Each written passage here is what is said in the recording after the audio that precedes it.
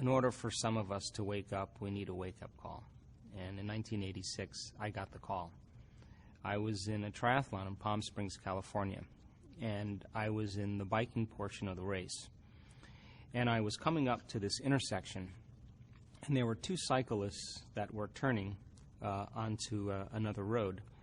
And there was a police officer that was standing on the opposite side, and he was pointing at me, and he was telling me to turn and to merge onto this road. And so I was locked in on him, and I wasn't paying attention to the road. And the problem was he had his back to the oncoming traffic. So as I made the turn, a four-wheel drive Bronco going about 55 miles an hour hit me from behind and catapulted me out of my bicycle.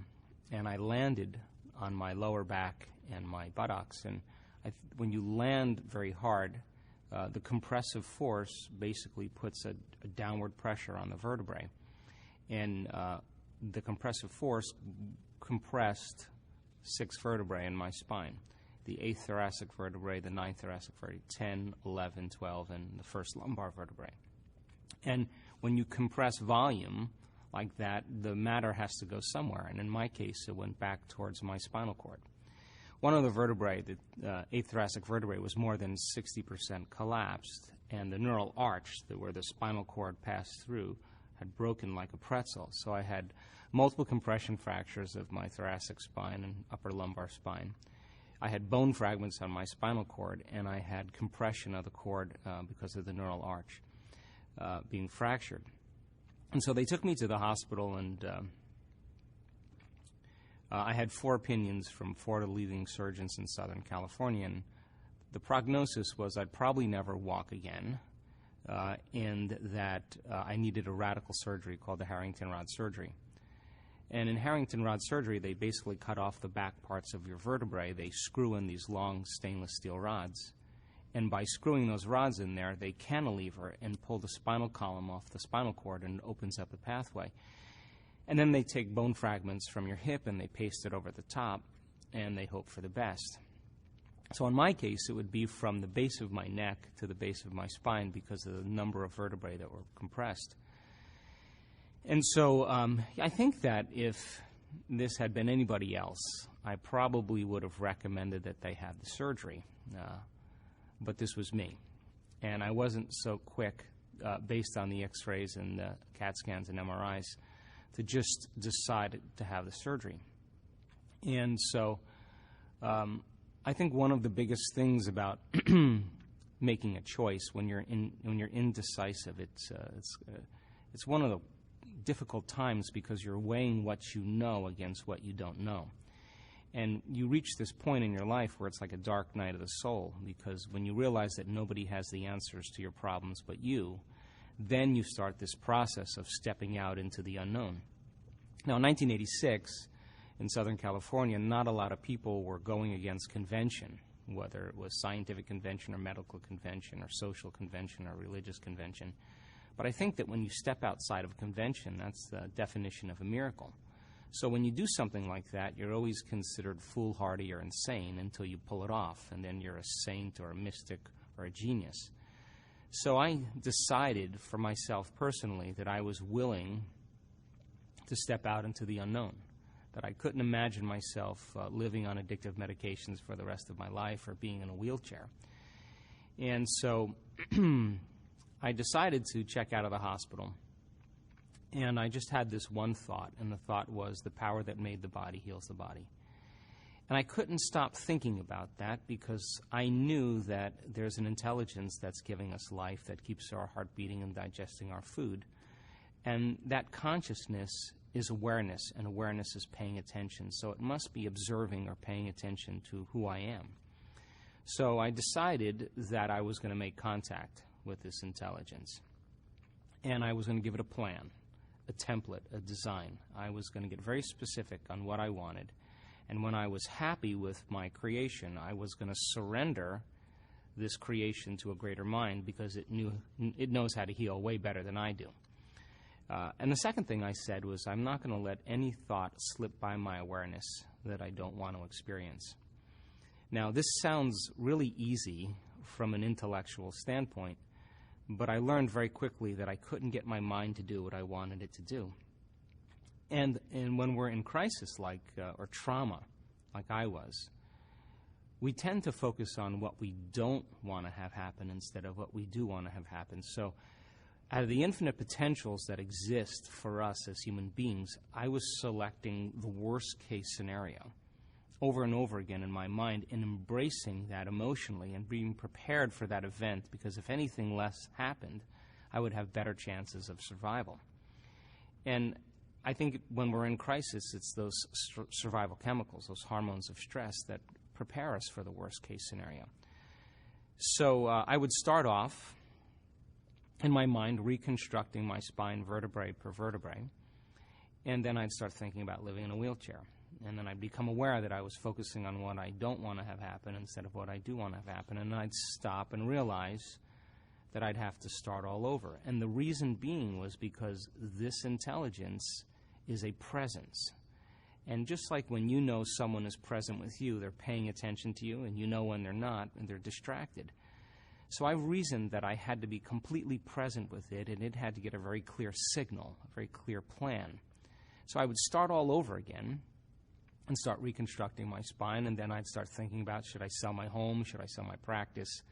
And I'd stop again, become conscious, and then I'd get frustrated, and then I'd get impatient, and then I'd get angry, and then it would just get worse. And so for 6 weeks, I went through this incredible dark night of the soul because I couldn't really get my mind to do what I wanted it to do. And it would take me about 3 hours in closing my eyes and reconstructing every single vertebrae and starting over again every time I lost my attention. And then I was never satisfied really with the way it was, way I did it, but I would just keep going. At the end of 6 weeks, I went through the whole entire process without losing my attention. And it was like I hit a tennis ball in the sweet spot. Something clicked in that moment. I clicked. And I knew in that moment that something happened. And what was taking me 3 hours to do, I was able to do in 45 minutes. And at the time, I didn't know it, but I was firing and wiring new circuits in my brain every single day. And I was literally improving my ability to pay attention. And attention is a skill, just like golf or tennis. The more you practice it, the better you get at it. So I wasn't going anywhere. I wasn't doing anything. I was basically laying face down, and I had a lot of time on my hands, so this was the object of my affection. At that time, when I was able to go through that whole rehearsal, I started noticing significant changes in my body. My pain levels dropped and diminished immediately. Some of the neurological problems I was having were improving. Numbness, tingling, my motor function started coming back. And the moment I correlated what I was doing inside of me with the effect that I was producing outside of me, I started paying attention to what I was doing and did it with more passion and more enthusiasm instead of dread and frustration. And it was that elevated emotion that I started to realize that was actually the catalyst to make it fun and easy. And then I just started thinking about if I was ever able to walk again, what did I take for granted, like a sunset or a shower or sitting with my friends and enjoying a meal. And all of a sudden, I started selecting potentials in the quantum field that were no longer based on the worst-case scenario, but really some future possibility. And I began to emotionally embrace and experience it completely, whether it was a sunset on the beach or a shower. I would live it and emotionally feel it. And I didn't know what I was doing at the time, but I think when you combine a clear intention with an elevated emotion, you move your body and brain from living in the past to living in the future. And the brain and body actually don't know the difference when you're truly focused and paying attention between what's going on in your outer world and what's going on in your inner world. And the very process of the elevated emotion began to convince my body that I was living in that future reality in the present moment, because the body's the unconscious mind. It doesn't know the difference. That I began to signal new genes in new ways, and my body began to change dramatically. And I was back on my feet in 10 weeks, and back training again at 12 weeks, and I'd never have any pain in my body or in my back, and I just made a deal with myself, and the deal was with this intelligence that if I was ever able to walk again, I'd spend the rest of my life studying the mind-body connection and mind over matter, and pretty much that's what I've been doing since 1986. Amazing. I was just going to have you do kind of a overview of how our thoughts and emotions affect our biology. Okay. And can either create disease or return us back to health, homeostasis. Okay. So one of the privileges of being a human being is that we can make thought more real than anything else, and we do it all the time. And because of the size of the frontal lobe is the creative center. It's the crowning achievement of the human being. It's 40% of our entire brain. That's the workshop. That's the place where we imagine, we speculate, we create, we intend, we have attention, we restrain emotional reactions, we decide who we're going to be. And that part of the brain is where our conscience sits. And when we begin to think about a better way of being, a new possibility in our life, that forebrain begins to turn on.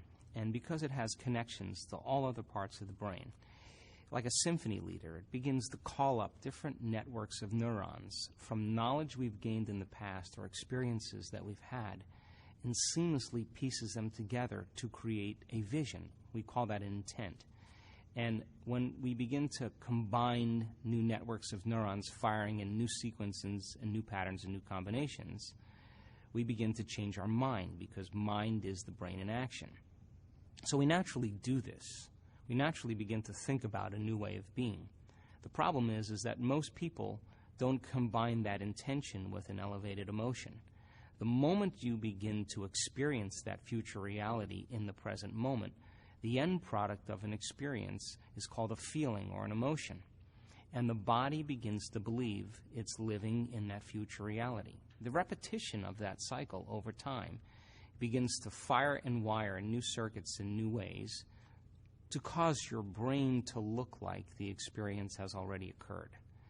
The elevated emotion tends to signal the body in actively instructing and selecting new genes to make new proteins to prepare the body for the event.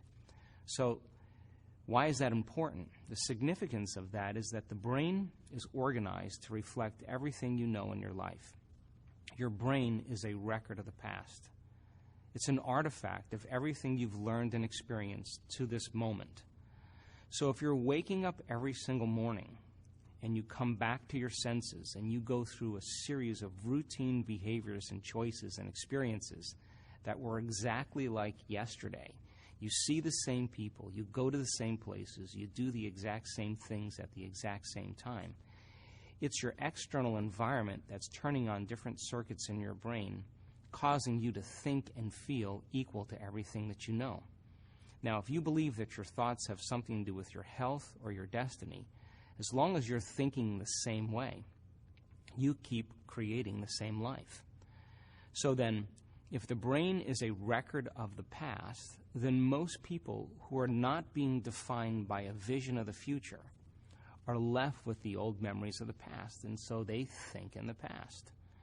And if feelings and emotions are the end product of past experiences, and we can remember experiences better because we can remember how we feel, if you're waking up every single morning feeling the exact same way as you did days before, number one, it means nothing new is happening in your life. And if those feelings and emotions that are the end product of past experiences drive your very thoughts and your very behaviors, then you're thinking and acting in the past, and you'll become predictable. So then if those emotions are driving certain thoughts, and those thoughts are creating certain emotions, and those emotions are driving certain thoughts, the repetition of that cycle of thinking and feeling begins to create a state of being. In other words, thoughts are the language of the brain, and feelings are the language of the body. And how you think and how you feel creates a state of being. So most people have experiences in their life that brand them emotionally. They feel fear, they feel anger, they feel bitterness, they feel frustration, they feel insecurity. And those emotions then become part of their identity. So once they think certain thoughts that turn on certain circuits in their brain that are equal to their insecurity, and then they feel insecure. The moment they feel insecure, they think more insecure thoughts, which makes more chemicals for them to feel insecure. And the repetition of that cycle over time conditions the body to subconsciously become the mind of insecurity. So then the person says, I am insecure. And whenever you say, I am anything, you're commanding your mind and body towards a destiny. So then most people's biology is, for the most part, their past. And so if you're not being defined by the vision of the future, some new possibility in your life, you're only left with the old circuitry in your brain and the old emotions of the past. So the question then is, can you believe in a future that you can't see or experience with your senses yet, but you've thought about enough times in your mind that your brain is literally changed to look like the experience has already occurred? Now, the latest research in neuroscience says you can change your brain just by thinking. So then, as you begin to think about a new possibility, and your brain begins to fire in new sequences and new patterns and new combinations, and you begin to plan your behaviors, and you begin to review in your mind, mentally rehearse who you're going to be in your life, the mere action of mental rehearsal begins to install the neurological circuits in your brain, the hardware, to look like the event has already occurred. If you keep revisiting that same thought and that same sequence, the hardware becomes a software program. Now your brain is no longer a record of the past. Now it's in fact a map to the future. And if you were then to begin to emotionally embrace your future before it's made manifest, in other words, you're not waiting for your healing to feel wholeness.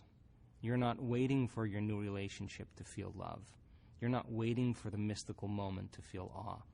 You're not waiting for your success to feel empowered. That's the old model of reality, of cause and effect. Waiting for something outside of us to change how we feel inside of us. And then when we feel differently inside of us, we pay attention to whoever or whatever caused that. That's a memory. That's how we create associative memories. But this model is about causing an effect, which means you have to feel awe for the mystical moment to occur.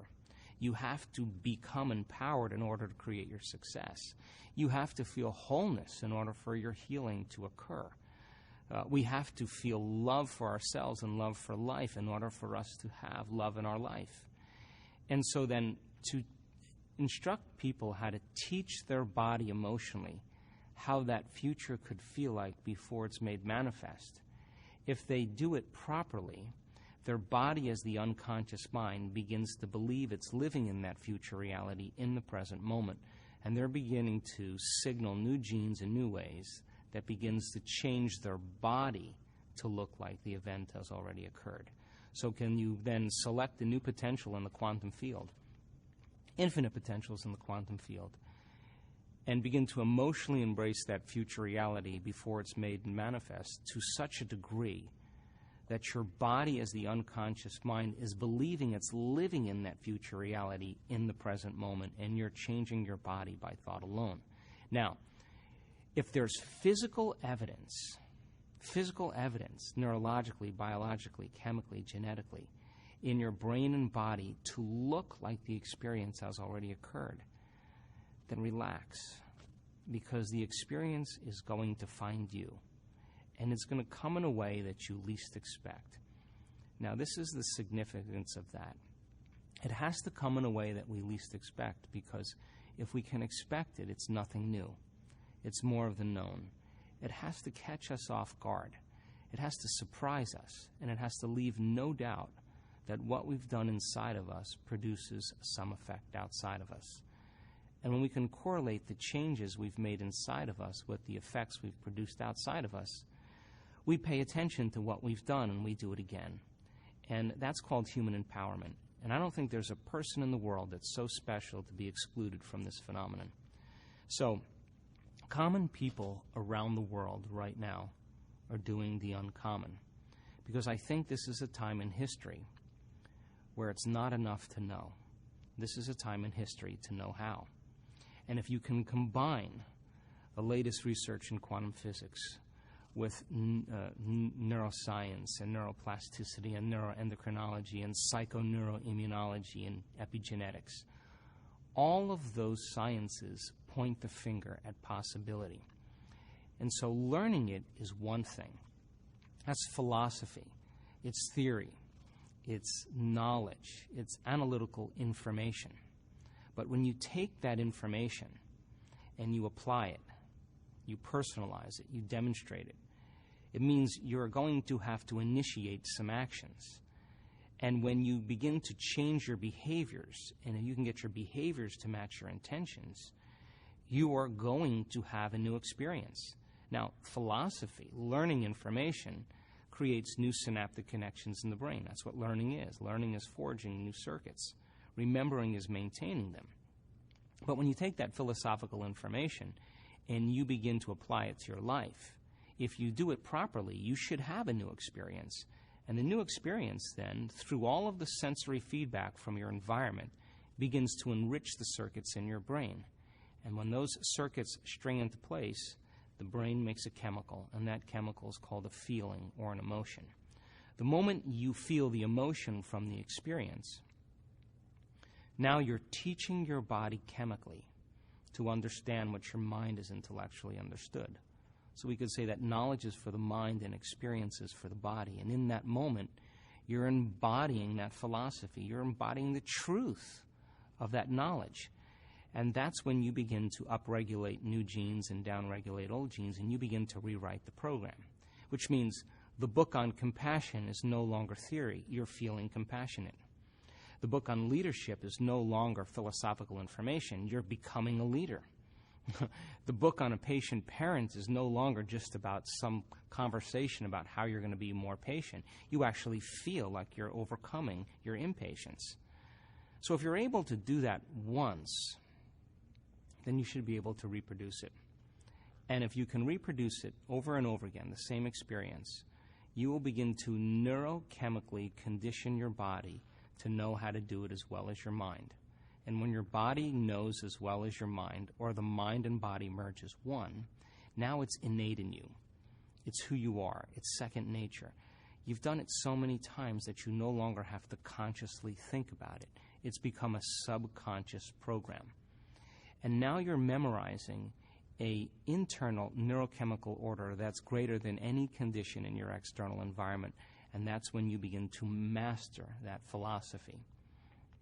So our job, I think, is to go from philosopher to initiate to master, from knowledge to experience to wisdom, from mind to body to soul, and from thinking to doing to being. And we have all the biological and neurological machinery to do this.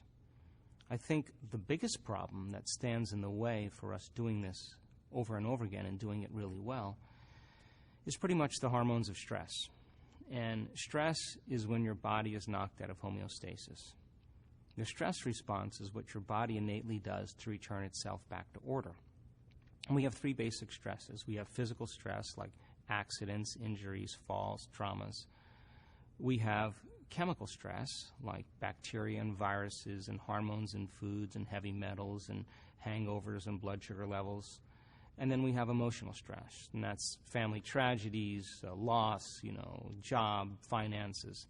And all of those things knock our brain and body out of balance. All organisms in nature can tolerate short-term stress. A pack of coyotes chases a deer. If the deer outruns the coyotes, 15 minutes later she turns back into grazing. She goes back into foraging and grazing, and the stress response is over. But human beings, we're so unique because we can turn on the stress response just by thought alone. We could think about something that's happened in our past, or we can worry about something that's going to happen in the future. And by thought alone, we turn on those same chemicals.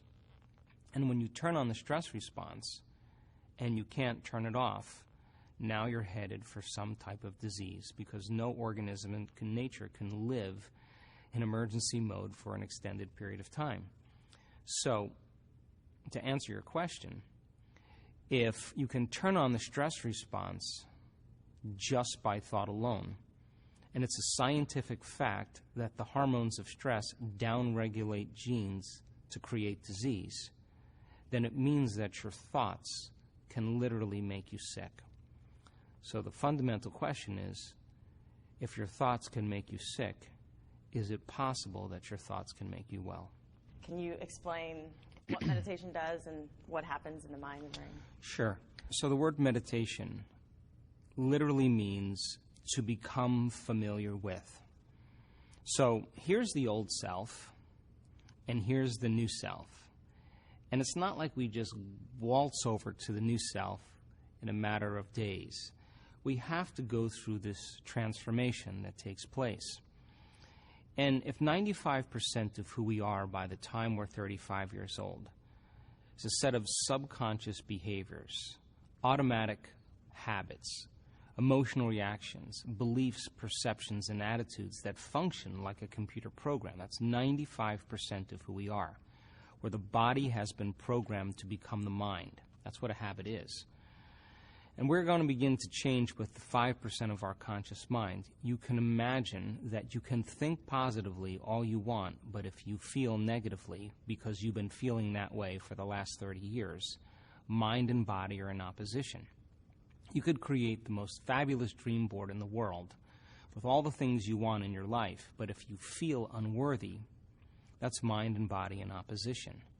The idea then is to recondition the body to a new mind.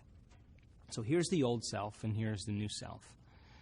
And you're going to embark on change. The moment you decide to no longer think a certain way, to act a certain way, or to feel a certain way, you are going to step into this river of change. Because the hardest part about change is not making the same choice as you did the day before. So we think 60 to 70,000 thoughts in one day.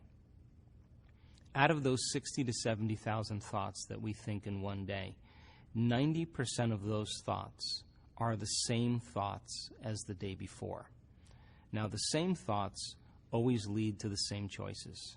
The same choices always lead to the same behaviors. The same behaviors create the same experiences, and the same experiences produce the same emotions. And those emotions drive our very same thoughts. And our biology, our neurocircuitry, our neurochemistry, our neurohormones, and even our genetic expression stays exactly the same. So now, there's a principle in neuroscience that says that nerve cells that fire together wire together. If you keep thinking the same way, keep making the same choices, keep demonstrating the same behaviors, keep reproducing the same experiences that stamp the same networks of neurons into the same patterns, all for the familiar feeling that you've grown accustomed to called you, then you begin to hardwire your brain into a very finite signature. And that finite signature becomes our identity, almost like a box in the brain. There's no literal box in the brain, but it's the most commonly fired, neurologically wired set of thoughts, behaviors, and emotions that's acquired through frequent repetition. So how you think, how you act, and how you feel is called your personality. And your personality creates your personal reality. That's it. So then, if you wanted to create a new personal reality, a new life, you'd have to change your personality, which means you'd have to start thinking about what you've been thinking about and change it. You'd have to become aware of your unconscious habits and behaviors and even what you say and modify them. And then you'd have to look at those emotions that keep you anchored to the past and decide if those emotions belong in your future. So most people try to create a new personal reality as the same personality, and it doesn't work. We literally have to become someone else. So the word meditation then means to become familiar with. So if you're sitting in a meditation and you're observing the thoughts that have been going on behind the scenes of your awareness because you've been too distracted by your external environment, and now you're becoming conscious of your unconscious thoughts, and they're becoming familiar to you, now you're in a meditation to know thyself. If you're becoming aware of your propensities and your urges, and the body wanting to get up and do things, and you're making it sit there and stay, and you are telling it it's no longer the mind, that you are the mind, and you're becoming conscious of those unconscious behaviors, and they're becoming familiar to you, well, now you're in a meditation to know thyself. And if you can look at the emotions that bring you to a lower denominator and notice them and not begin to experience them, but to observe them, the very act of observation means that you are no longer the program. You're the consciousness now observing the program, and you're beginning to objectify your subjective self. You are looking at yourself through the eyes of someone else, which means now you're no longer the old self. You're pure consciousness observing the old self. That's the first step in the meditative process. We have to light a match in a dark place and become so aware of how unaware we've been that we don't let any thought, any behavior, any emotion slip by our awareness unchecked. So then, if you're sitting in a meditation and you say, what is compassion? What is a better way to be in my life? How can I turn my life around? How can I feel better about myself? And you begin to think about what thoughts you do want to fire and wire in your brain. You begin to review the behaviors of how you are going to live in this new life. The act of rehearsing them mentally begins to change the brain from living in the past to living in the future. In other words, mental rehearsal is going to cause the brain to look like that experience has already occurred. So now your brain has a new installation of hardware. That's priming the brain for the future. If you do that enough times, over and over again, nerve cells that fire together, wire together, it'll begin to become familiar to you. And if you can cultivate the elevated emotion before the experience, in other words, the materialist, the person who's waiting for their wealth to come to feel abundance, they're living by that model of cause and effect. But the quantum model is about causing an effect, which means you begin to experience your own worthiness and your abundance before it occurs. If you can begin to reproduce that elevated emotion, or even healing or wholeness, when you reach that point where you're able to cultivate that emotion over and over again, it'll begin to become familiar to you. So the process of change in the meditative model requires unlearning and relearning. It requires breaking the habit of the old self and reinventing a new self. What we say in neuroscience, pruning synaptic connections and sprouting new connections, unfiring and unwiring and refiring and rewiring, unmemorizing emotions that are stored in the body and then reconditioning the body to a new mind and to a new emotion, no longer signaling the same genes in the same way, but signaling new genes in new ways. Beginning to pull your energy out of the past and beginning to invest your energy into the future. So we use the model of meditation because it's important for people to disconnect from their external environment.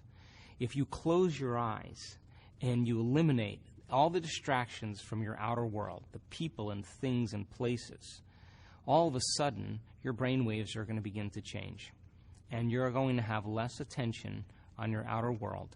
And if you're seeing less and you're hearing less, and we play soft music in the background, you'll begin to pay attention to more of what you're thinking and less about what's going on in your life.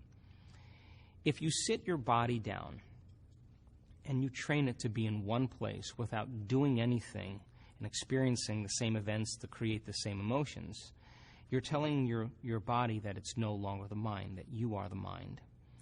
And if you are no longer thinking about the predictable future or the familiar past, and you are present in the moment, that's the moment your inner world starts to become more real than the outer world. And that's the moment you can begin to make substantial changes in your own personal physiology. So the research that we've done, and we've measured over 3,500 brains in meditation, and I can tell you that without a doubt, that you're at your absolute best when you forget about yourself, when you get beyond yourself, when you become nobody, no one, no thing, no where, and no time. That's the moment you become pure consciousness. And that's the moment you're no longer living as a body in the environment and time.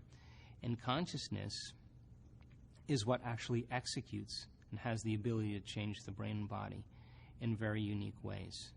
Now, we already know how to do this. It's just making it a skill. So then people spend the majority of their lives hoping and wishing and wanting and praying that there'll be some type of change within them. But what we're teaching people how to do is not to pray to have their prayers answered, but to get up from their meditations as if their prayers are already answered. Because when they're combining that clear intention of their future with that elevated emotion, they're literally changing their energy, they're changing their brain chemistry, they're changing the way their brain works, they're changing their genetic expression, they're changing their chemistry. They're literally becoming somebody else. And over again, when people do this, it may take them months to turn their disease around. But over and over again, we've seen this. They come back to a certain level of awareness, and the disease is no longer there. And it's almost like the disease existed in the old personality. They're literally someone else. And we've seen it enough times now to know that people reach a certain point with themselves where they feel so whole. They feel so satisfied with who they are. They feel so happy with themselves and their lives that they could care less if they have the disease. And that's the moment it goes away over and over again. So the other thing about meditation that's so important is that the purpose of meditation is to get beyond the analytical mind. Now, what separates the conscious mind from the subconscious mind is the analytical mind. And when we're driven by the hormones of stress, the very cocktail of chemicals that are created from those stress responses begin to cause our brains to become overly analytical. So the problem that most people have is that the moment they're in an emotional reaction, they tend to analyze their life within that emotion. And since that emotion is a record of the past, and the stress hormones are causing you to believe that your outer world is more real than your inner world, it drives the brain further out of balance. And so when you're under stress, you're focusing on objects. You're narrowing your focus on things, on people, on your environment, because that's where the danger is. You're preoccupied with your body because you believe that you're your body when you're under stress, because in antiquity you had to survive by taking care of your body. And you're preoccupied with time. So living by the hormones of stress causes us to focus on three things: the environment, our body, and time. And we begin to become materialists, and we define reality with our senses. So as we narrow our focus on things and objects, and we begin to believe the outer world is more real than the inner world, and we're trying to predict the future based on the past, we get in trouble because the brain gets more and more out of balance. So when the brain is receiving all these chemicals, it moves into a super aroused state. And that super aroused state then becomes common for most people, but it's like driving their sports car in first gear on the freeway. They stay in the state for extended periods of time. So then when your focus is narrowed in objects and things and people, the danger is that the brain gets locked into this high state, super aroused state, and begins to become very conditioned into believing that what's in front of it is the real world. So why would you take your attention off of your external environment if there's a predator around the corner? Why would you open your heart and trust if you knew that there was danger there? Why would you want to learn when you should be running or fighting or hiding? And more than 70% of the time in the Western world, people spend the majority of their time living in stress.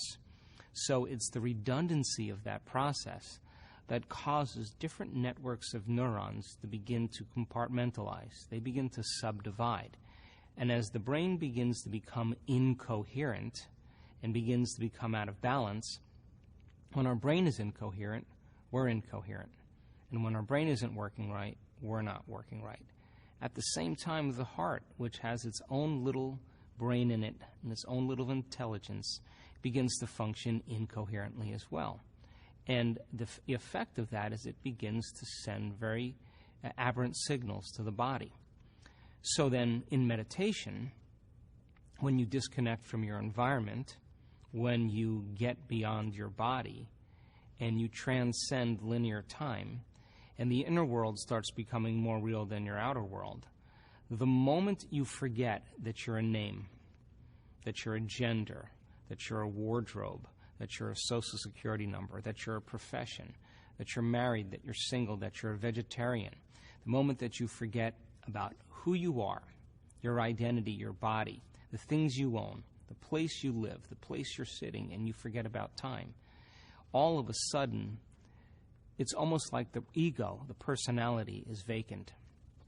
And when that occurs, all of a sudden, different compartments of the brain that were once subdivided begin to synchronize. We've measured this over and over again. And what syncs in the brain begins to link in the brain. So as different compartments and communities of neurons and neighborhoods of neurons begin to organize into coherence, into orderliness, you start feeling more whole and more like yourself.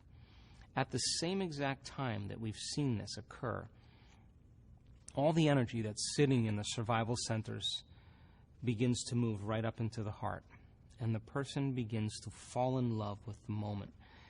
They feel connected to something greater. When we live by the hormones of stress and we're determining our reality with our senses as materialists, we experience separation from possibility. We think we're separate from everything. We're living in a realm where we're defining reality with our senses, and if we can't see it or smell it or taste it or feel it, it doesn't exist. That's what those chemicals do. But when the energy moves into the heart, it begins to produce a profound magnetic field. When you're living by the chemicals of stress, you're drawing from this vital field around your body, and it's turning into chemistry, and the field around your body begins to shrink. We've measured this, and now you become more matter and less energy, more particle and less wave. Now, this is the problem. When people are matter trying to change matter in their life, and it takes a certain amount of time to get what they want because they have to drag their body through space over and over again to finally reach their goals. They try to force the outcome. They try to predict the outcome. They try to control the outcome because instinctively they're matter trying to produce an effect in matter. When that energy moves into this center and the field around your body begins to expand, you're no longer taking from the field, you are now contributing to the field. When that heart starts to get coherent and starts getting rhythmic and starts getting organized, it's like dropping a pebble in water. It's producing a wave.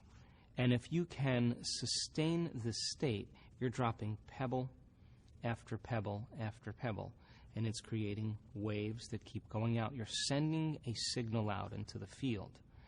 If you can feel profoundly and deeply, if you can feel richly, you're dropping bigger stones in the water, and they're producing bigger waves. Now, all energy is frequency, and all frequency carries information. And if you had the intent of whatever it is that you wanted to be carried on that wave of energy, that elevated emotion, you would begin to broadcast a new signature into the field. And whatever you broadcast into the field is your experiment with destiny. And the longer your consciousness can linger in that energy, now you are calling your future to you. You are collapsing time, and space is moving towards you because you're creating from a realm beyond matter. You're more energy than matter in this realm. And when that occurs, when the brain is coherent and the heart is coherent, as the heart gets more organized and feels more coherent, it sends a profound signal to the brain. We analyze less. We trust more. We would never try to force the outcome or control the outcome. We trust the outcome because we feel connected to something greater. That state of being can be taught, and it can be sustained, and it can become a skill. And if you're able to regulate those states every single day and able to get your brain and body working right before you present yourself out into the world, you'll be less likely to react to the people and conditions in your life. You'll less likely have your old habits and emotional reactions run who you are. And you'll less likely be thinking about the same predictable future or the familiar past because you'll be present in the moment.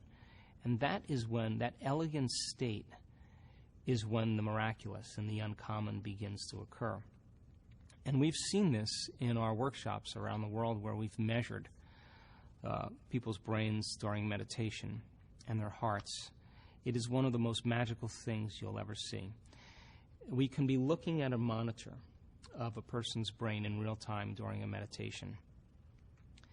And we're getting so good at this now because we can predict when it's going to happen. We'll see these little downloads from the field, ba-boom, ba-boom, and we start seeing them. We know something amazing is going to happen. And if we can look at a three-dimensional picture of the brain, all of a sudden we see the front of the brain talking to the back of the brain. We see the right side of the brain talking to the left side of the brain. We see different compartments of the brain beginning to synchronize. When we start seeing that, we know that person is about ready to move into a whole brain state. The union of polarities is love. The two hemispheres coming together. The polarities, the duality of the two hemispheres uniting as one is love. It's when we start having that energy land right here, the center of oneness, the center of wholeness. The brain gets organized, the heart gets organized, and when we see that occurring, we can walk around and look at that person, and there are tears of joy running down their face because they are connected to something greater. And that intelligence that's giving us life, that's keeping our heart beating and digesting our food, that runs through the autonomic nervous system, it is the greatest healer in the world. All we have to do is get out of the way. And when we get out of the way, the operator, the tormentor, the personality who's instructing the body to stay in its limited states, once you're nobody, no one, no thing, nowhere, and no time, and the operator's gone, the autonomic nervous system begins to create order where there's disorder. It begins to do what it can do so well, which is create homeostasis and balance. It can begin to change chemistry. It can begin to change genes. It could begin to change neurological patterns. It could begin to move energy in the body. And the person always says the same thing. I didn't do any of the healing. It was the power within me that did the healing all along. All I had to do was just get out of the way. And so I think that we could only talk around these things, that you have to have the experience. But I think my passion really has been in the last few years in demystifying it. And so that if you see someone with a very serious health condition stand up in front of an audience of 550 people and tell their story about how they had, over time, created, by mismanaging their emotions and their energy, created a disease, and became conscious of how it happened, and then it took them 2 years to turn that battleship around, and every day, every single day, they made the choice to not get up from their meditation until they were somebody else. You're talking about greatness now, because this is no longer a philosophical concept. This is a person who is embodying it every single day. And they understand they're their own genetic engineer when they can get up in an elevated state. They understand when they do something differently or think differently or act differently. They're unfiring and unwiring, and they're selecting new networks of neurons and signaling new genes. They're assigning meaning to what they're doing. And if people can understand the what and the why, the how gets easier. So if you see somebody stand up in front of an audience of 500 people and explain their journey, it's no different than you watching somebody hit a tennis ball like Serena Williams, and you play tennis. If you keep watching, you are going to hit a tennis ball better. And we have people in our workshop stand up in front of audiences and tell their story. And it begins to give people permission to understand that it's possible for them to do the same. And just like an infection creates a disease amongst the community, I believe that health and wellness can be as infectious as disease once you get a group of people together that understand what they're doing and why. Is this a good time to talk about some of the people that came up? Sure. This, and maybe touch on, for some it might take 2 years, for some it might take 3 weeks. There was a woman who handed me an envelope as I was walking off the stage in Barcelona a few years back. And she asked me to read it.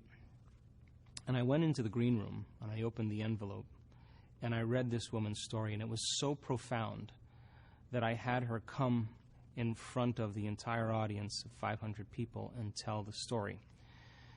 She's a psychotherapist from Holland, a very intelligent woman. And on a Sunday morning, while she was in the shower, her husband said goodbye to his 2 children, yelled something to her while she was in the shower, and then went to the tallest building in Amsterdam and jumped off the building and committed suicide. Now, that is a stressful event. And when she got the news, she experienced all the emotions that people experience from something that's shocking and traumatic like that. She was suffering, she was in pain, she was resentful, she was guilty, she was confused, she was angry. She went through the whole gamut of emotions. And all of those emotions, by the way, are derived from the hormones of stress.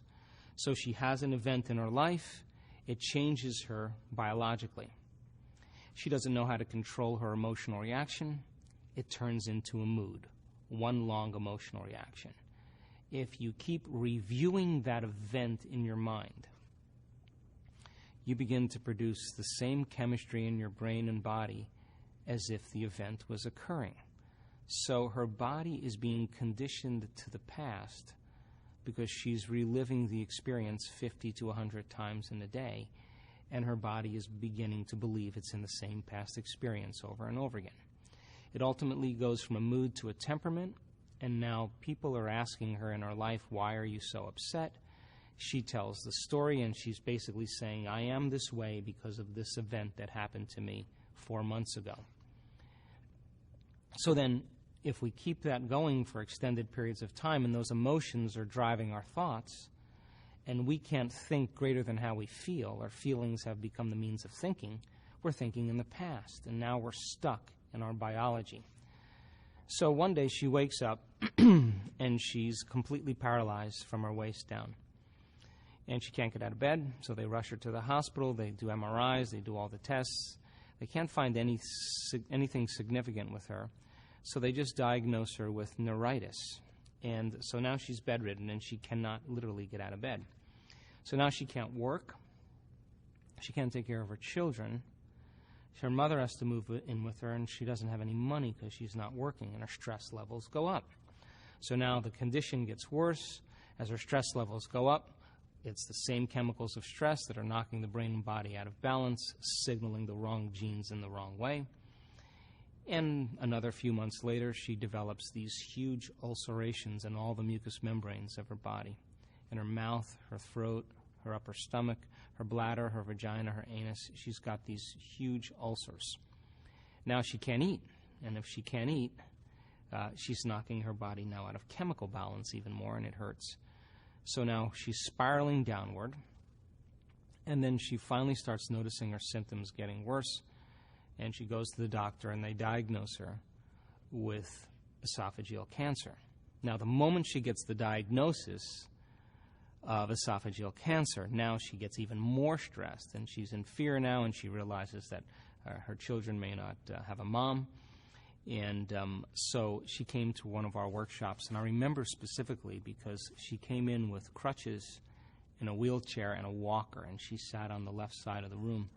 And it was an introductory level course, and she understood that she could change it intellectually, but she had a very big challenge ahead of her, and she realized how much she was in her past.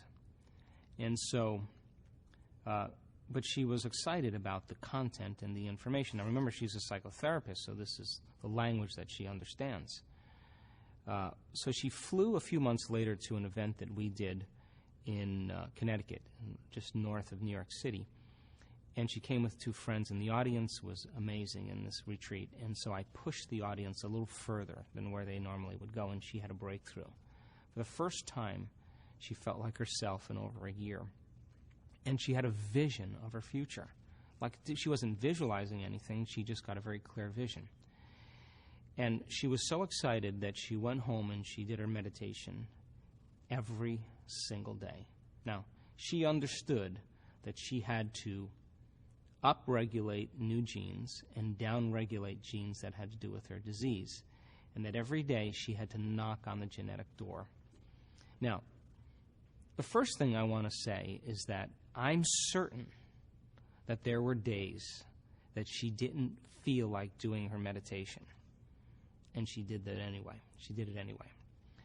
There were days where she had a tremendous amount of doubt and she didn't think it was possible, but she did her meditations every single day. And as she began to do her meditations every single day, she started to notice significant changes in her health.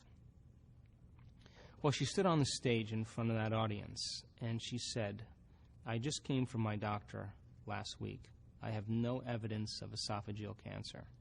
I have no ulcerations in any of the mucous membranes of my body, except a small scar in the back of my throat. I have no paralysis, no numbness, no loss of motor function, and I have a new husband. And I said, new personality, new personal reality. The disease exists in the old personality. You're literally someone else. And I said, when you look back at that event that took place in your past, how do you feel? And she said, it was my greatest teacher. And I said, do you have any emotion when you think about that event? And she said, no. And I said, the memory without the emotional charge is called wisdom. And that's the name of the game here. You're ready for a new life. And she said, I'm so in love with my life. But she made the choice to not get up from her meditations until she was in love with life. Now, to the materialist, to the person who's defining reality with their senses, they would say she has no reason to be in love with life. She lost her husband to suicide. She lost her job. She can't take care of her kids. She's paralyzed. She has cancer. She has all these different conditions. But she made the choice then that every single day she was going to condition her body into the future instead of into the past. And she stood in front of that audience and she said, I am so in love with life. And I said, of course you are. You created your life from the place called being in love with life. So, because of her and the choices that she made to overcome herself and not be defined by the past, and working on it every single day she overcame some aspect of herself, a little bit more, surrendered an aspect of her limited self to create a greater self, to remove the masks and the emotions and the facade that block the flow of the intelligence within us. When every day she was making contact with that power within her, sooner or later it began to get the right instructions. And she went from being a very sick person to a very healthy person. So that person to me is a light to the world. To me, she's closer to the truth than any scholar or any academic. She lived it. And other people, as a result of it, with ovarian cancers and other conditions, have heard her story and have given them the strength, to do the same in their lives. So, you touched on there was days that she didn't feel like it. There was days, but she did it.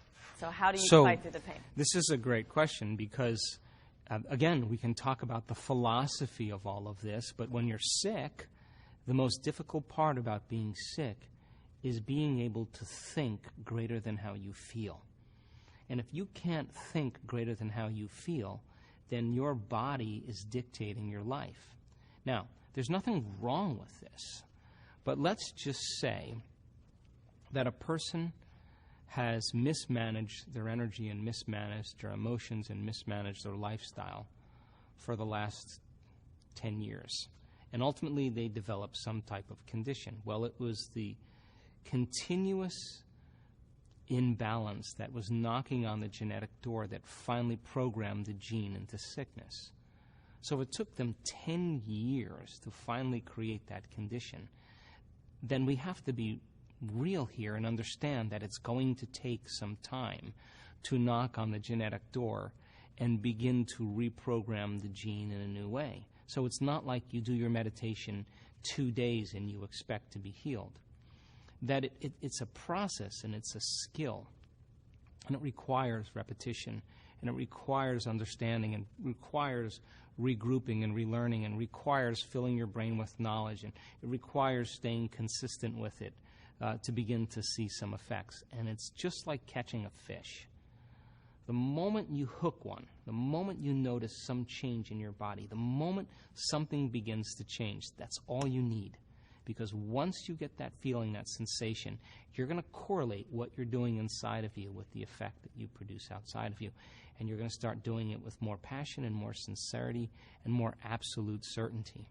So the cool thing about all of this is that, let's just say, you're able to change your brain waves and get beyond your analytical mind because you've been practicing your meditation every single day.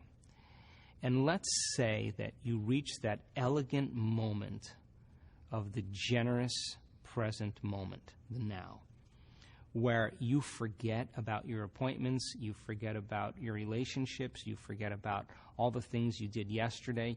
You're so present in the moment that you're not a face any longer, that you're not a body, that you're not an identity, that you don't own anything. You're pure consciousness.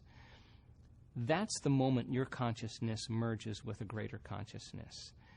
And that is the moment when your conscious mind begins to merge with your subconscious mind, that you're in the operating system where true change can take place. So if you're practicing overcoming your body every single day in a meditation and you're sick, then when you sit down in your meditation, you should be able to get beyond your awareness of being a body. And if you're able to do that, then your body is no longer the mind, and you can begin to work with your body and recondition it to a new mind. If you don't have the ability to get beyond your body in a meditation, then you're your body trying to change your body. You're matter trying to change matter, and it produces very slow effects over time. Now, it will produce some effects, but it's going to take some time. So then if you're practicing your ability to regulate and change your brainwaves and get beyond your body, get beyond your identity, get beyond space and time, if you do that really well, when it comes time for you to heal your body and you have the ability to get beyond your body, no matter how sick it is, every time you get beyond your body, you are consciousness with a certain energy instructing your body, not from the body, but from an epiphenomenological place, which is greater than your body. So I think that, again, to demystify the process, it requires some training. When people start getting to that point where they get beyond themselves, that's when the magic happens over and over again. So yeah, in the beginning, it's going to be difficult because you're in a body, and then you start doing the meditations, and then you look to see, am I any better? The moment you start looking to see if you're better, you've just returned back to the old self.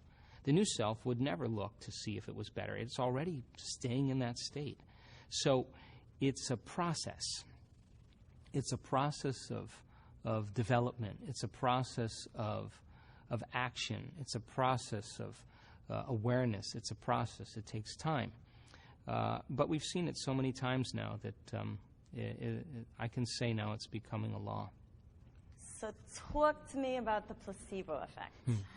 So how is it that you can give someone a sugar pill, a saline injection, or perform some false surgery or treatment, and a certain percentage of those people will accept, believe, and surrender to the thought that they're getting the actual substance or treatment, and they begin to program their autonomic nervous system to make their own pharmacy of chemicals that matches the exact same chemical they think they're taking.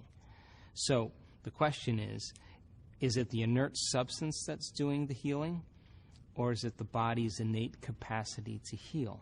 The sugar pill, the inert substance, is not doing the healing. It's the thought that's doing the healing. But that pill, based on conditioning, is a symbol that represents possibility in someone's future. We can call that an intent. A certain percentage of those people will begin to become inspired, enthusiastic, and theos, filled with God. They'll begin to become hopeful. They'll begin to give thanks that it could possibly work.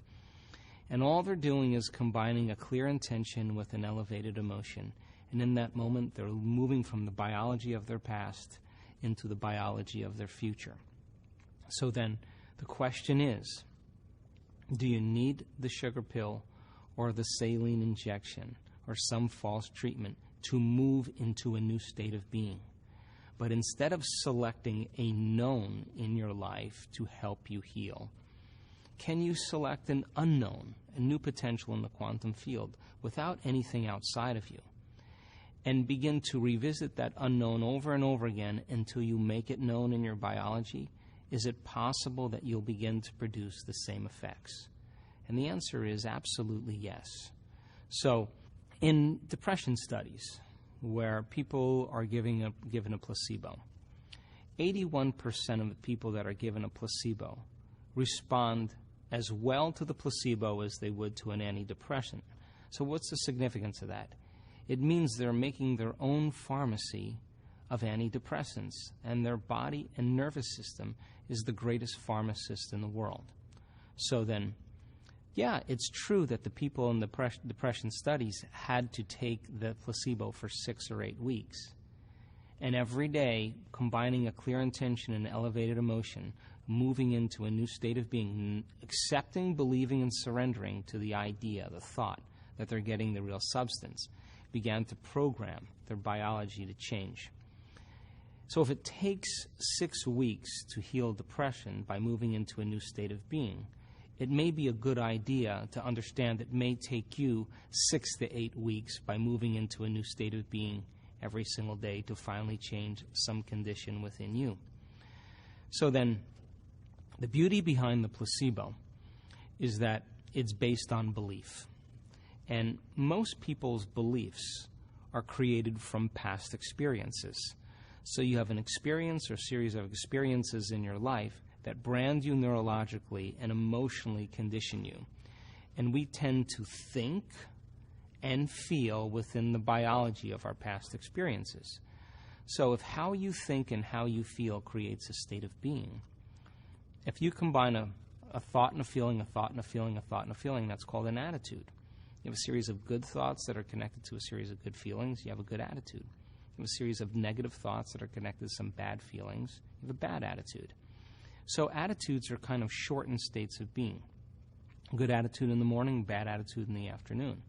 If you take attitudes, and you string them together, you start creating a belief. So a belief, then, is just a thought you keep thinking over and over again till you hardwire it in your brain. And the very boundaries of our beliefs are our feelings. And when our beliefs get challenged, it typically doesn't feel right.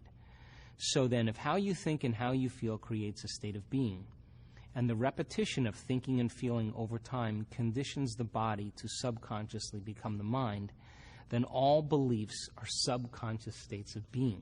People don't even know they have beliefs about medicine or about God or about relationships or about love or about gender because they've been programmed subconsciously. If you take beliefs and you string beliefs together, a belief, you form what's called perceptions.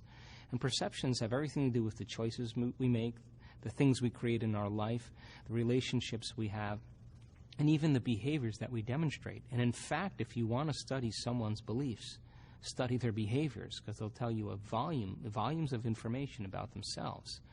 So then, if you're programmed into believing that you need something outside of you to heal, then that becomes your belief. And of course, you're going to need something to help you to heal. If you believe that you need a flu shot so that you don't get the flu, well, the fact that you're believing that you need the flu shot, whether you get the flu shot or not, you're more than likely going to get sick anyway.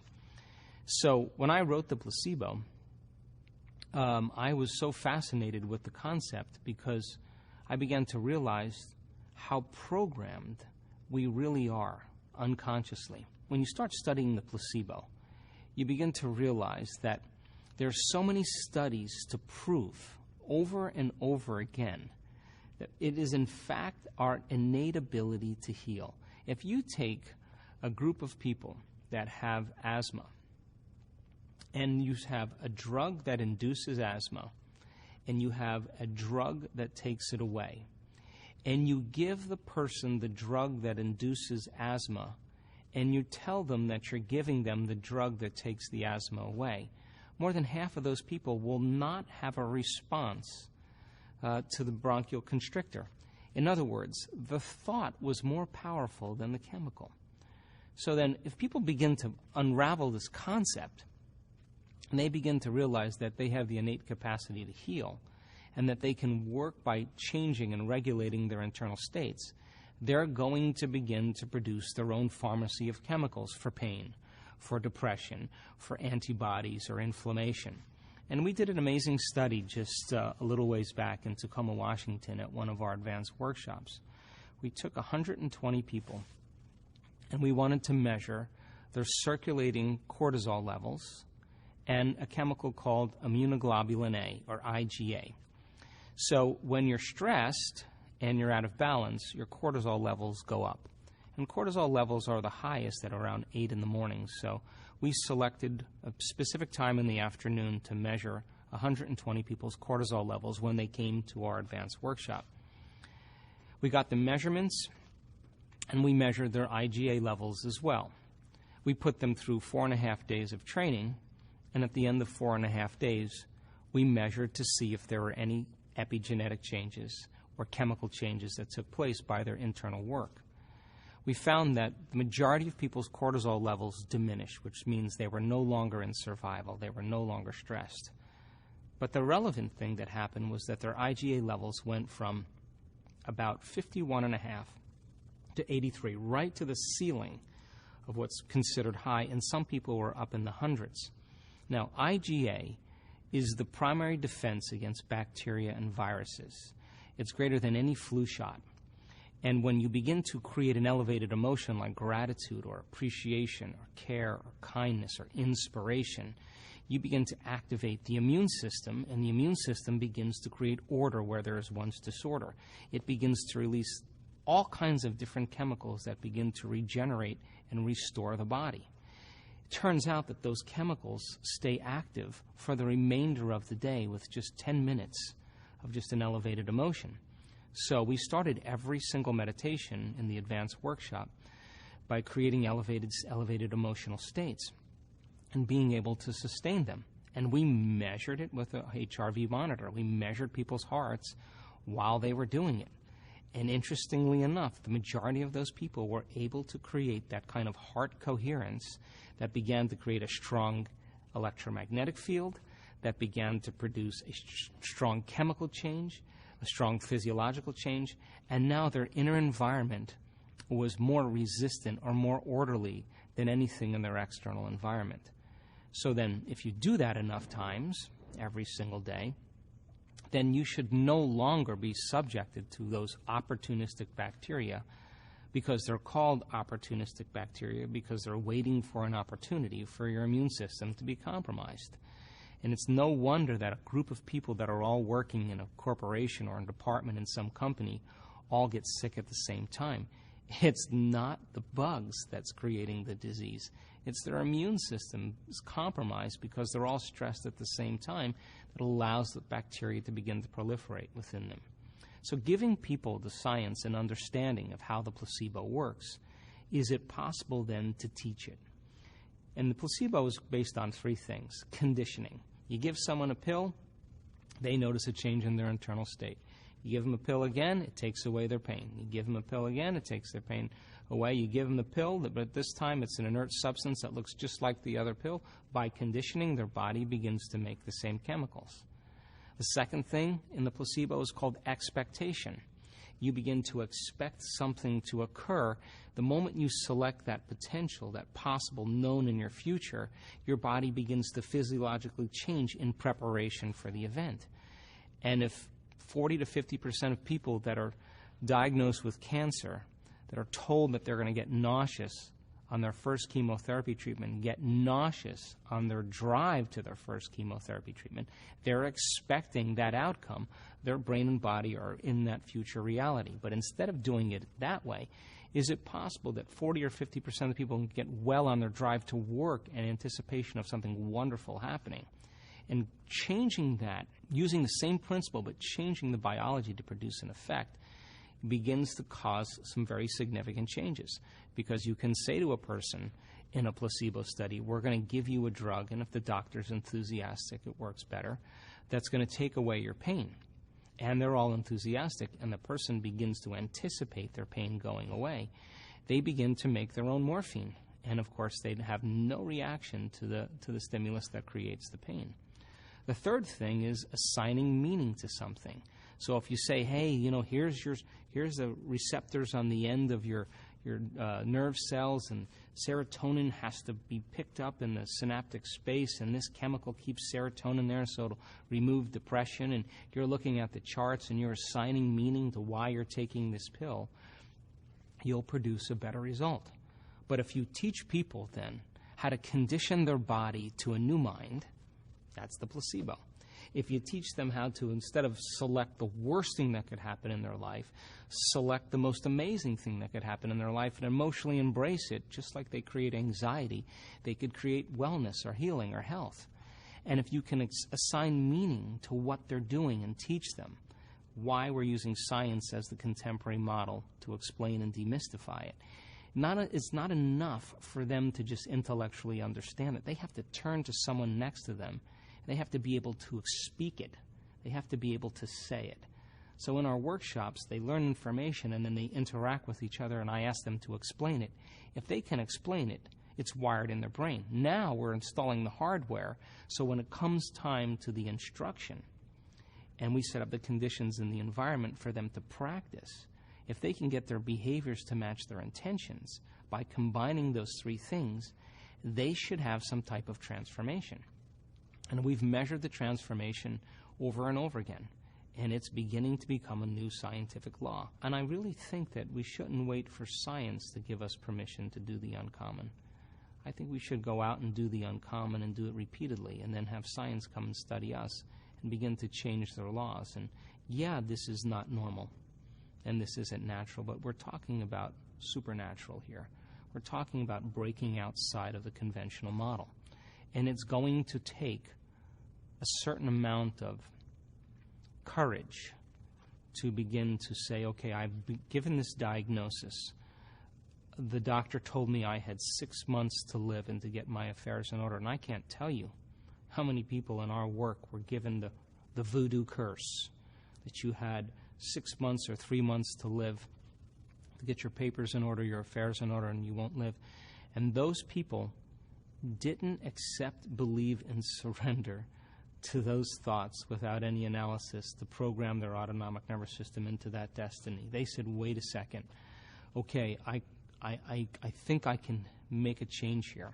And some of them either don't have the disease or they're living 2 years later and they're still making their way.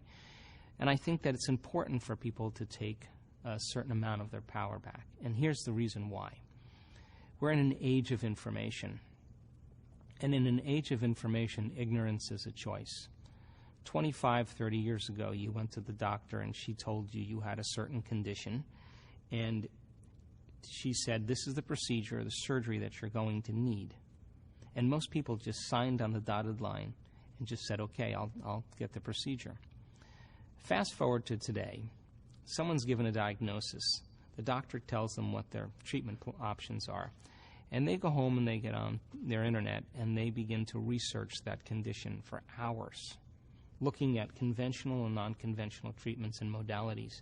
And some people know more about ways to treat this than some physicians. And they walk back into the doctor's office and they say, hey, I have this idea. I want to try this therapy, or I want to try this. And the doctor either says, I don't know anything about that, or I don't think that works. And people are now looking at their doctors and saying, time to find a new doctor. I want to find somebody that's going to support me in the type of lifestyle I want to live and see if I can make the change. Now, there's a caveat to this. And we tell all of our students that are making changes, you have to measure. In other words, if you are going to go on this journey, this is not about denial. This is about information, which means if your values are high or your scans show this, let's go for 3 months and let's see what you're able to do.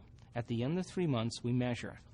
If it's staying the same or getting better, we keep going and we may add 1 or 2 other things. If you're getting worse, then you have to take a little bit more of a radical procedure to help you make that specific type of change. So this isn't about negligence. This isn't about burying the information. This is about really seeing if you can produce some type of effect. And measuring then lets you know, because it's feedback. And it's the feedback over time that lets us know that what we're doing is beginning to produce changes, and we keep doing it so the person begins to change fundamentally. Just to expand on that a little bit, you said that a concern of yours is that we live in a world where scientific research is commingled with self-interests and often influenced by profits. Can you just touch on why some people shouldn't accept the woman in the white coat's diagnosis, because maybe they don't have all the information, or their education comes from a pharmaceutical company? Or Well, I have nothing against pharmaceutical companies. I have nothing against drugs, because they've done amazing jobs in helping people restore their health because they move back into chemical balance.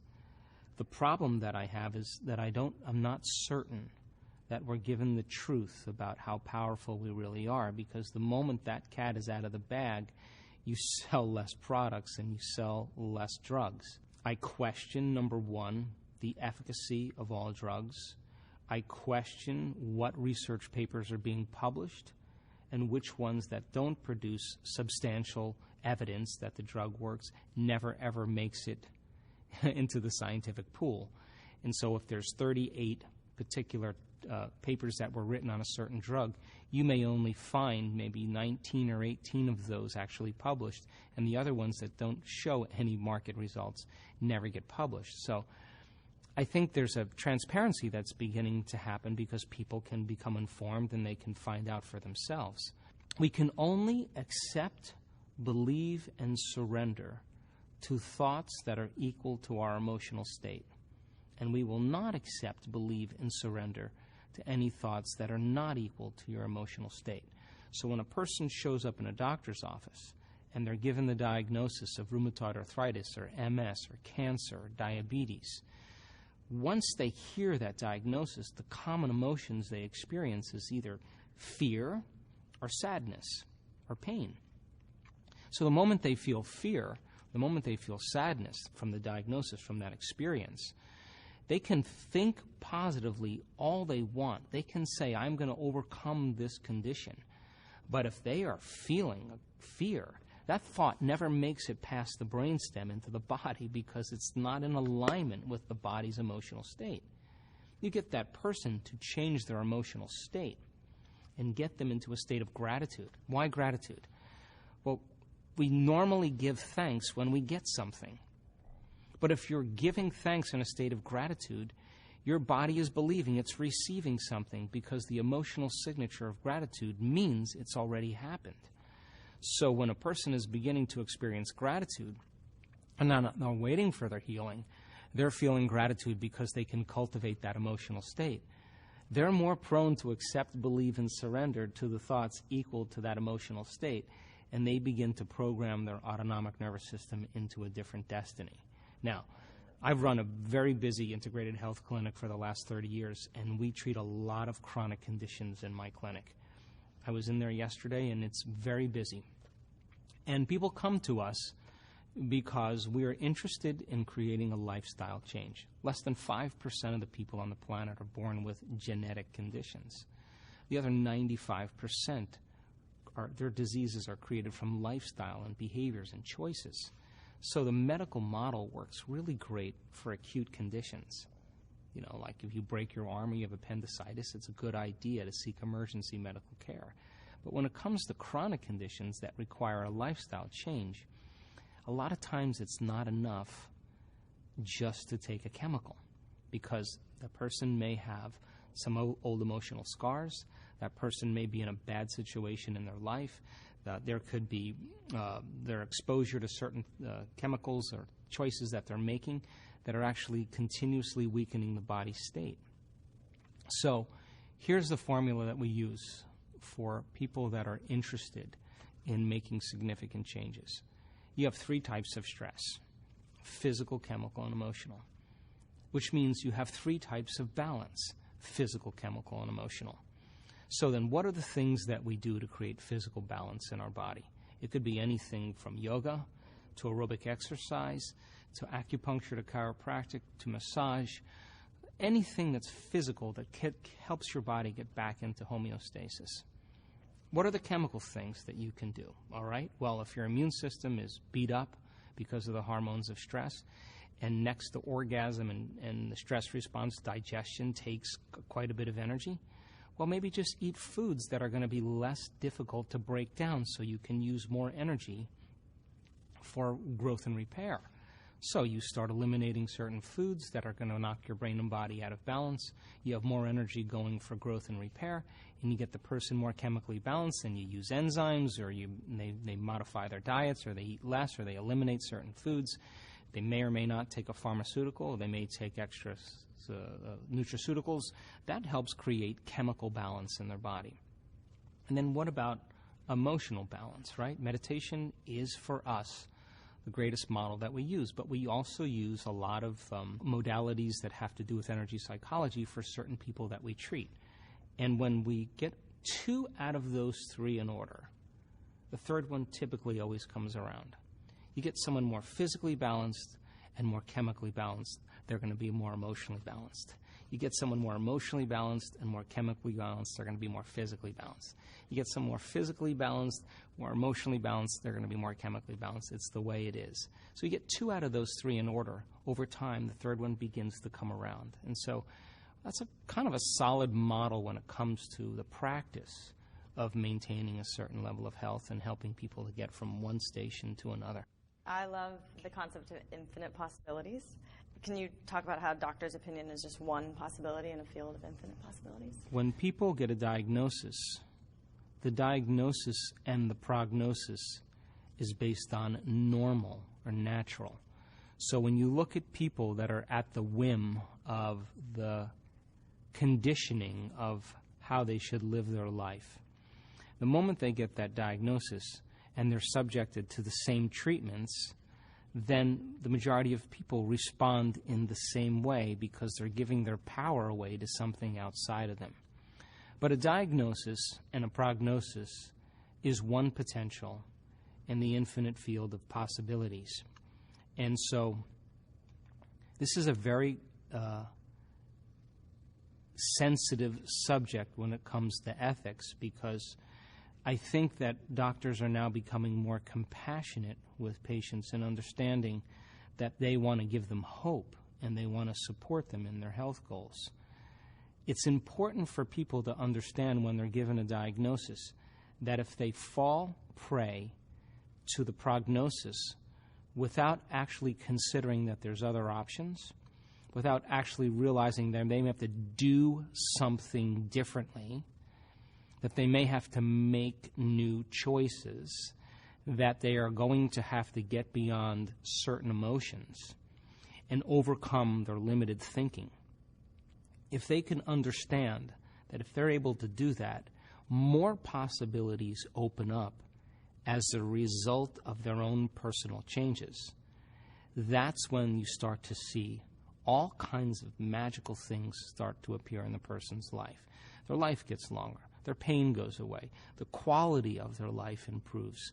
You start seeing biological, neurological, chemical, hormonal changes beginning to take place. So, again, education is so important for people to understand that in the spectrum of the quantum world, there are infinite possibilities that exist in the present moment. So if you have the ability to practice being present and truly not thinking about what could happen in your future or what's happened in your past, but truly practice every single day in that process, that inward journey of getting present. If you keep doing that, if there is no predictable future and there is no familiar past and you're in the present moment, there should be possibilities that you haven't considered before. The beauty behind all of that means that the moment you are open to possibility and you're no longer focusing on knowns or familiars in your life, that's the moment you start experiencing those synchronicities, those serendipities, those coincidences that are happening all around you because you're no longer investing your energy in a predictable future or a familiar past. And I think that you can teach that. And I think when people really start centering themselves and practicing that, they should expect the unexpected in their life. They should expect unknown events to begin to occur, possibilities that they haven't thought of. Because if they thought of them, they would have done them, and it would have been a known. But so we have to stretch out into that world of possibilities, which is the unknown. And I'm interested in that supernatural process. I believe in human potential, and I've witnessed transformation and healings enough times to say that anybody can do it if they're given the proper instruction. So what is your one takeaway message? I'm going to assume that the expression of this divine intelligence within us is the expression of life, which is equal to the health of the body. And that I think when we take time out of our busy lives to invest in ourselves, to become a work in progress, to begin to decide what thoughts we no longer want to think, what behaviors we'd like to change, what emotions we want to transform. And every single day, make an effort to remove the blocks and the masks, the facades that stop the flow of the divine in us. When we begin to do that kind of work, that intelligence begins to move through us, and that's when we become more like it. We become more willful. It has an amazing will. We become more mindful. It has an infinite mind. We become more conscious. It's a consciousness. We become more loving. It's a loving intelligence. We become more giving. It's a giver of life. I think its nature begins to become our nature. Its mind begins to become our mind. And the side effect of that, I think, was we move from this selfish state to this selfless state. And transformation does something really amazing. When you free yourself from the chains of those emotions that keep you anchored in the past, and you go from particle to wave, from matter to energy, and you begin to liberate energy, and your heart starts to open, and you feel one or connected to something greater. There's only one thing you want to do when you feel this way, and that is you want to give. You say, I feel so amazing. I want you to feel the way I feel. And so the natural tendency is to give something away because you feel so whole in that moment that it's impossible to want. Now, why would you want when you're whole? Now, that to me is the natural state of being. Disease can exist in that state of holism. And I think that it's reachable in our lives, and I think that people can reach those elegant states, and it can begin to become more constant. So how do we become supernatural, then, is the question. And that is, we have to start doing what feels unnatural. In the beginning, of course, change is going to be uncomfortable. It's going to feel unfamiliar. There's going to be some uncertainty. You can't predict when you step into the unknown what that's like. And most people rush back to their familiar feelings and familiar behaviors, and they say, this feels right. No, it feels familiar. Becoming comfortable in that unknown, where the best way to predict your future is to create it. And be able to create from that place of the unknown begins to produce supernatural effects in our lives. So then, giving when everybody else is in lack is supernatural. Demonstrating compassion when everybody's angry and judgmental is supernatural. Showing signs of love and strength and courage when everybody else is in fear. I think if we keep doing what feels unnatural, sooner or later we'll begin to become supernatural. And this is a time in history right now where people are looking for answers, and they secretly believe in themselves. And I think that belief in ourselves and belief in the infinite possibilities makes life really exciting. So when our will matches that intelligence within us as well, when our mind matches its mind, and when our love for life matches its love for life, I think it always answers the call.